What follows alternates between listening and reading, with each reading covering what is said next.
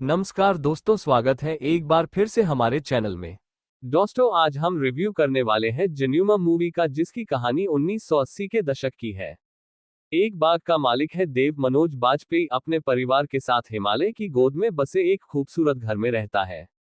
हर सुबह वह अपनी वर्कशॉप में पहुंचता है, हाथ से बनाए गए विशाल पंखों की एक जोड़ी बांधता है और बेपरवाह होकर पास की एक चट्टान की ओर चल पड़ता है। वहां से वह किसी पंछी की तरह उड़ान भरता है। यह अवास्तविक सा लगने वाला काम आश्चर्यजनक रूप से उसके घर में सामान्य बात हो गई है। देव की पत्नी प्रियंका बोस और बच्चे, जिनमें एक बेटी हिराल सिद्धू और छोटा बेटा अवान पुकोट है, बिना किसी झिझक के उसकी उड़ान भरने के रूटीन को स्वीकार कर चुके हैं। वे पंखों के बारे में भी पूरी उत्सुकता से चर्चा करते हैं, मानो ये पहाड़ों में उनके जीवन का एक और हिस्सा हो।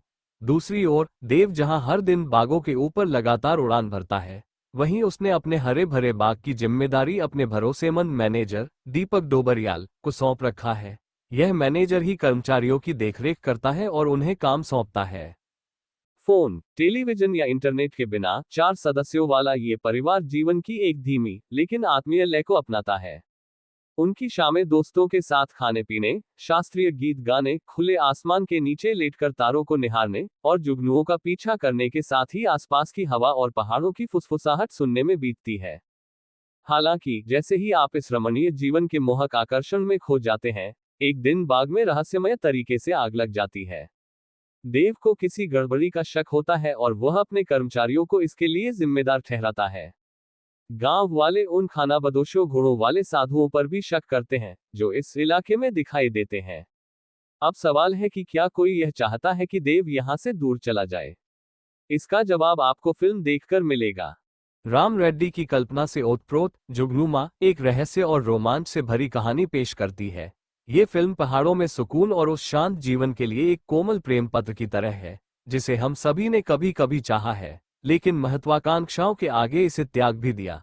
कई स्वतंत्र फिल्मों से उलट, राम रेड्डी की कहानी कहने की शैली आत्ममुग्धता या अस्पष्टता का शिकार नहीं होती। व्याख्या के लिए खुली होने के बावजूद इसकी कहानी कभी भी अमूर्तता का महिमामंडन नहीं करती या ये कहें कि लक्ष्यहीन होकर भटकती नहीं है। जुगनुमा अपनी धीमी गति से आगे बढ़ती है, कभी स्थिर नहीं होती। बतौर दर्शक आप बंधे रहते हैं, क्योंकि देव अपनी मुश्किलों और बाग की जटिलताओं के अर्थ को समझाता है। फिल्म तकनीकी रूप से दमदार है। सुनील बोरकर की सिनेमेटोग्राफी किसी जादू से कम नहीं है, जो पहाड़ियों की खूबसूरती और रहस्य को बखूबी दर्शाती है। साउंड डिजाइन और वीएफएक्स भी उतने ही बेहतरीन है। खास बात यह है कि उड़ान कहीं भी बेतुकी या बेमेल नहीं लगती, जो एक दुर्लभ उपलब्धि है। कहानी भी कहीं से भटकती नहीं है। मनोज बाजपेयी अपनी दुश्मनी और शक के बावजूद पर्दे पर एक खास गर्मजोशी लेकर आते हैं। उनकी एक्टिंग तारीफ के काबिल है। दीपक डोबरियाल, प्रियंका बोस, हीरल सिद्धू और तिलोत्तमा शोम भी अपनी मौजूदगी से रौनक बिखेरते हैं।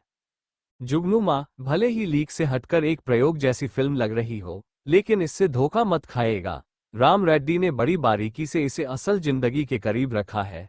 इसका रहस्य कहानी को और भी खास बनाता है। क्यों देखें मंत्रमुग्ध कर देने वाली कहानी। प्राकृतिक सुंदरता के बीच एक रहस्य और रोमांच भरी अच्छी फिल्म देखना चाहते हैं तो जुगनुमा आपके लिए है। एक ऐसी फिल्म जो आपको लंबे समय तक याद रहेगी।